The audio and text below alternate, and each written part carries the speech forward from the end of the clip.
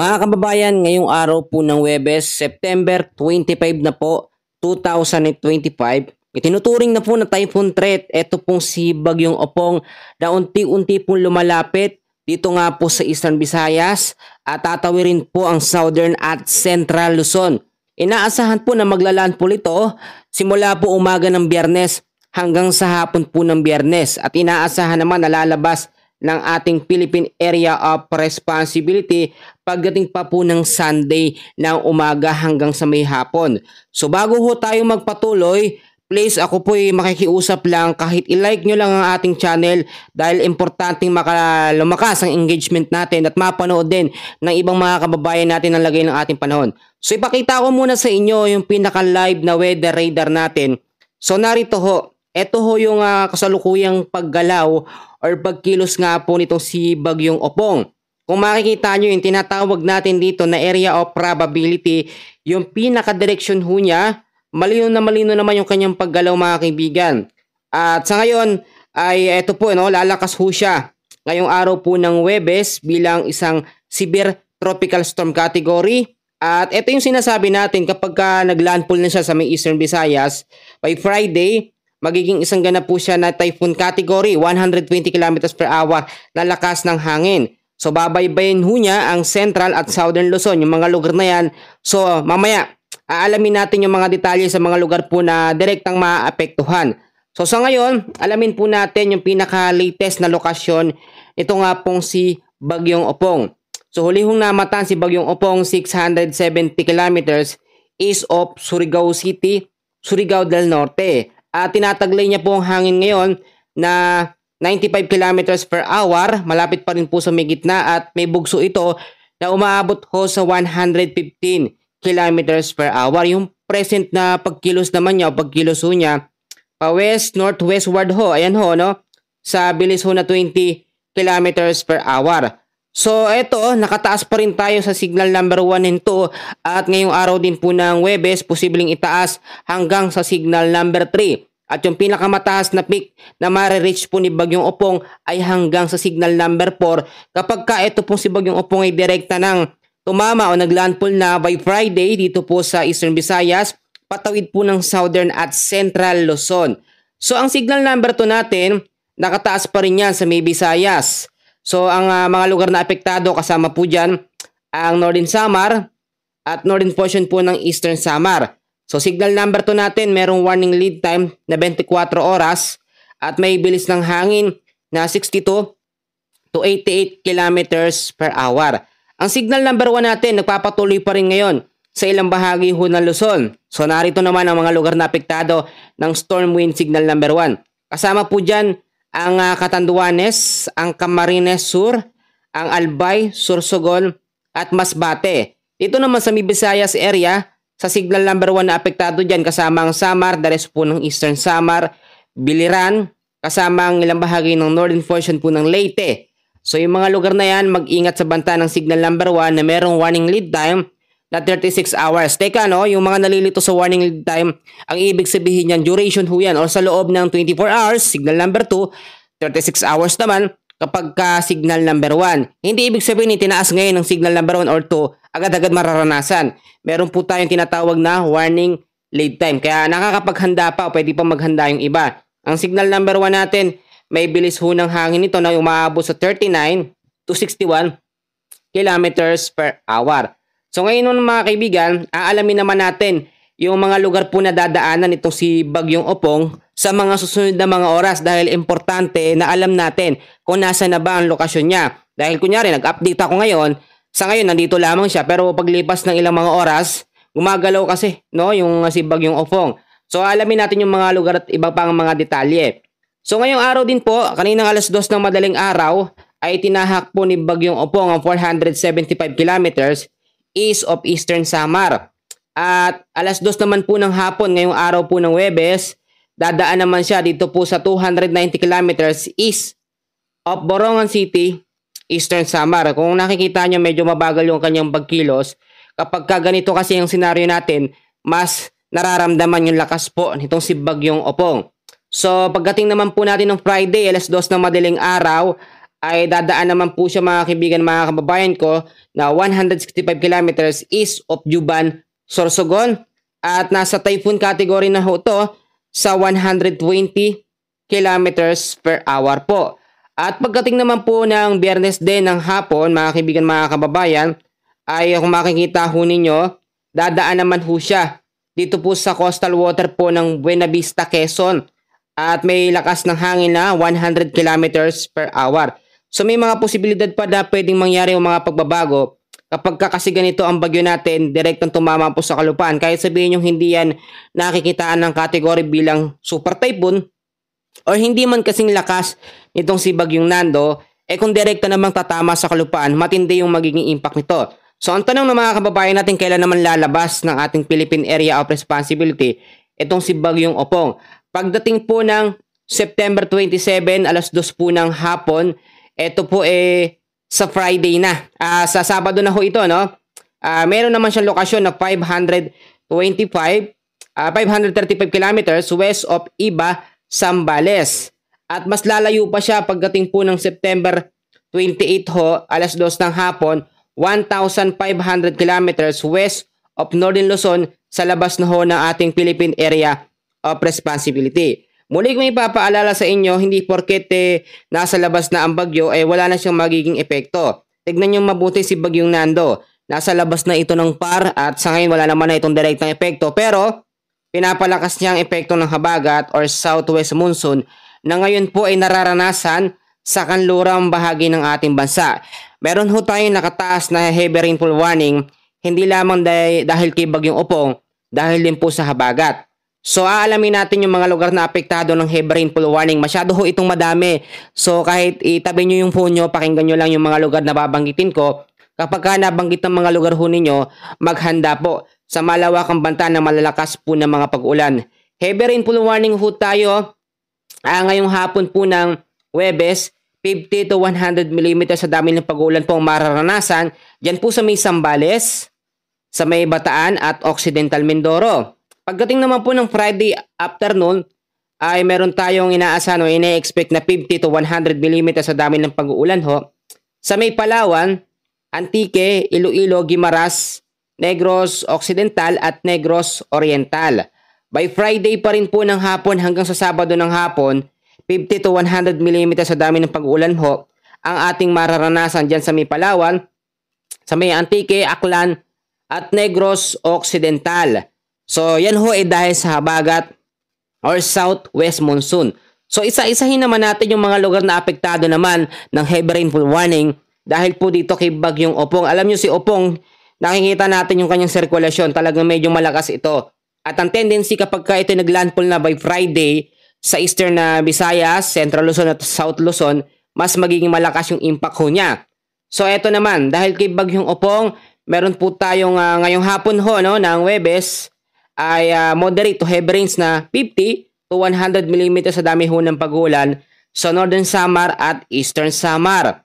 Pagdating naman po ng Friday ng hapon, meron tayong intense to torrential, madami ito, 20 at 200 mm sa dami ng pag-uulan. Diyan po sa may Sorsogon, sa may Masbate, Northern Samar at Eastern Samar. Heavy to intense rin naman na merong 100 to 200 mm sa dami ng pag-uulan ho sa Quezon, Marinduque, Camarines Norte, Camarines Sur, Catanduanes, Albay, Samar at sa may Biliran. At meron naman tayong moderate to heavy rains na 50 to 100 mm sa dami ng pag-uulan ho. Diyan po sa may Isabela, sa may Cavite, no, may nagtanong sa akin yan, sa Occidental Mindoro, Oriental Mindoro, Batangas, may nagtanong din sa atin yan, sa Laguna, Aurora, Romblon, Aklan, Capiz, Cebu, Southern Leyte, at Leyte. So by Friday afternoon pa rin po hanggang sa hapon ng Sabado ng hapon, September 27, heavy to intense rain ang ating mararanasan. Ito ho, sa malaking bahagi ho ng Metro Manila, sa may Aurora, sa may Bulacan, Pampanga, Zambales, Bataan, Quezon, Cavite, Batangas, Laguna, Rizal, Marinduque, Occidental Mindoro, Oriental Mindoro, Romblon, Camarines Norte, at Camarines Sur. Meron pa rin tayong moderate to heavy rains na merong 50 to 100 mm sa dami ng pag-uulan ho sa may Albay, sa may Sorsogon, Catanduanes, Masbate, Pangasinan, Quirino, Tarlac, Nueva Vizcaya, Nueva Ecija, Cagayan, Isabela, at Northern Samar. So yung mga lugar na yan ay talagang pinaghahanda sa ngayon ng banta ng malawakan at malalakas po na pag-ulan, hindi lamang dahil sa habagat, bagkos dahil po dito kay Bagyong Opong. So balikan natin ngayon si Bagyong Opong. So sa ngayon kasi ito yung itinuturing natin na isa sa bagyong dadaan po sa gitna natin o sa gitna ng Pilipinas, dyan sa may eastern na Visayas at ilang bahagi ng Luzon, South at Central Luzon. May nagtatanong sa atin, apektado ho, kung titignan nyo, nandito yung Central Luzon sa may banda, itong gilid na ito, at dito po sa may South Luzon, apektado po yan. Kahit sabihin natin wala yung direksyon itong si Bagyong Opong, ang habagat ho'y patuloy na nagpapaulan sa malaking bahagi ng kanluran ng ating bansa. Sa ngayon ay nararanasan po yan. So kung titignan natin, ito ho nasa typhoon category na. Pag sinabi ho nating typhoon category, may lakas ng hangin yan na pinakamax niya na maaabot ay nasa 185 kilometers per hour. At ang warning signal naman na kanyang pinakamataas o pinaka-peak niya ay sa signal number 4. Pagka signal number 5 kasi kagaya kay Super Typhoon Nando, Super Typhoon category ho yun. Sana ho clear sa atin at malinaw yung mga lugar po na kanyang madadaanan. So mamaya alamin ulit natin yung iba pang mga detalye. Dito po muna tayo sa tinatawag ho natin na forecast weather condition dahil kinakailangan din malaman natin yung magiging lagay pa ng panahon sa ibang bahagi ng ating bansa. So sa forecast weather condition natin, makinig ulit kayo, no? Para clear din sa ating mga kababayan, sa may area ng Zambales, sa may Bataan at Occidental Mindoro, ang lagay ho ng panahon dyan o yung mga pag-uulan na mararanasan ay yung tinatawag ho natin na occasional rains dahil po sa southwest monsoon or habagat. Alam nyo ang habagat, hindi naman talaga nawawala no, kapag ganitong rainy season. Humihina lamang siya or nagkakaroon tayo ng tinatawag na monsoon break kapag wala pong bagyo sa loob o sa labas ng ating Philippine Area of Responsibility na magkakaroon ng interaction sa kanya. So ang ibig ko sabihin sa interaction, yung magpapalakas tulad na lamang itong si Bagyong Nando, mahina lamang itong habagat, pinalakas niya. Dahil yung sirkulasyon ng hangin, hinatakpo itong habagat. Ganon din ang possible na mangyari dito nga po kay Bagyong Opong kapag ka ito'y tumawid na dito mga po sa kanlurang bahagi ng ating bansa. Posible magkaroon sila ng kombinasyon, magkaroon sila ng connection or mas lumakas pa ang epekto ng habagat sa kanlurang bahagi ng ating bansa.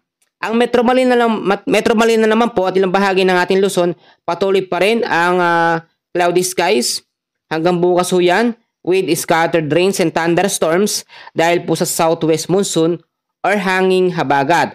Possible impact pa rin ito ay pagbabaha sa mababang lugar at landslide po sa mga landslide prone area. So eto naman, ito na tayo sa area ng Visayas. Ang area ng Visayas ay patuloy din po makakaranas ng isolated rain showers or thunderstorm at maulap na kalangitan dahil pa rin po sa habagat. Ang ilang bahagi ng Mindanao apektado na ngayon ng trap or extension ng hangin nito nga pong si Bagyong Opong. Kung makikita nyo si Bagyong Opong, so sa mga hindi nakakalam, sa pinaka-live na weather radar natin makikita nyo, yung spiral clouds so umiikot na yan, yan po yan.